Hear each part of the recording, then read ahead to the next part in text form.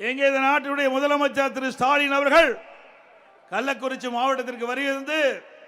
அதில் உரையாற்றுகின்ற பொழுது குறிப்பிட்டார், அனைத்து இந்திய அண்ணா திராவிட முன்னேற்ற கழக ஆட்சியிலே 5% தான் நிறைவேற்றப்பட்டது என்று ஒரு பொய்யான செய்தியை வெளிப்படுத்தி சென்றிருக்கின்றார்.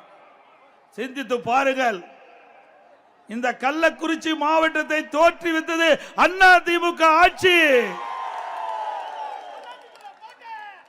இந்த கள்ளக்குறிச்சி மாவட்டத்திலே மாவட்ட மக்களுடைய கோரிக்கை ஏற்று குமரகுரு அவர்களுடைய கோரிக்கை ஏற்று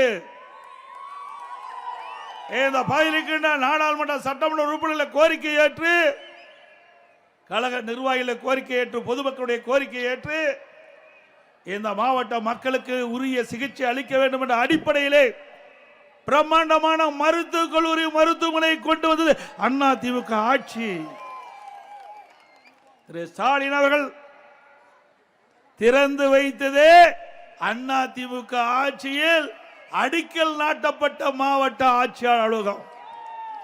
திரு ஸ்டாலின் கொண்டு வந்த மாவட்ட ஆட்சியாளர் அல்ல, அண்ணா திமுக ஆட்சியிலே அடிக்கல் நாட்டப்பட்ட அந்த திட்டத்தை தான் திமுக ஆட்சியிலே முடிவிட்டு திறந்து வைத்திருக்கின்றார். நாம் பெற்ற பிள்ளைக்கு ஸ்டாலின் பெயர் வைத்திருக்கின்றார். அவ்வளவுதான் அவருடைய சாதனை. ஸ்டாலின் அவர்களே, சேலஞ்சு பண்றீங்க. எதிலே சேலஞ்சு பண்றீங்க? அனைத்து இந்திய அண்ணா திராவிட முன்னேற்ற கழக ஆட்சியிலே நடைபெற்ற பணிகள் குறித்து சேலஞ்சு பண்ணுகிறீர்களா? அனைத்து இந்திய அண்ணா திராவிட முன்னேற்ற கழகத்தினுடைய நிர்வாகத்திலே சேலஞ்சு பண்றீர்களா? இன்றைக்கு அனைத்து இந்திய அண்ணா திராவிட முன்னேற்ற கழகம் 2011 2021 வரைக்கும் ஏராளமான திட்டங்களை கொண்டு வந்து நிறைவேற்றப்பட்டது. பொன்மனச்சம்பல் புரட்சித் தலைவர் எம்ஜிஆர் அவர்கள் ஆட்சியில் இருக்கின்ற பொழுதும் நிறைய திட்டங்களை கொண்டு வந்து நிறைவேற்றினார்.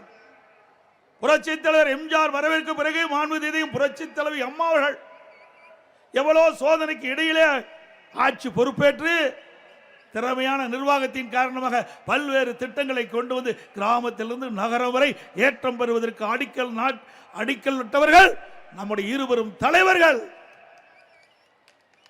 உடைய ஆட்சியிலே மக்கள் என்ன நன்மை பெற்றார்கள்? இந்த மாவட்டத்திலே அனைத்து இந்திய அண்ணா திராவிட முன்னேற்ற கழகத்திலே கூட்டு குடி திட்டத்தை நாங்கள் கொண்டு வர முயற்சித்தோம், அடிக்கல் நாட்டினோம். அதையும் ரத்து செய்துதான் இந்த ஆட்சியுடைய சாதனை. குடிப்பதற்கு குடிக்கின்ற தண்ணீரை கூட தடுத்து நிறுத்திய அரசாங்கம் தேவையா?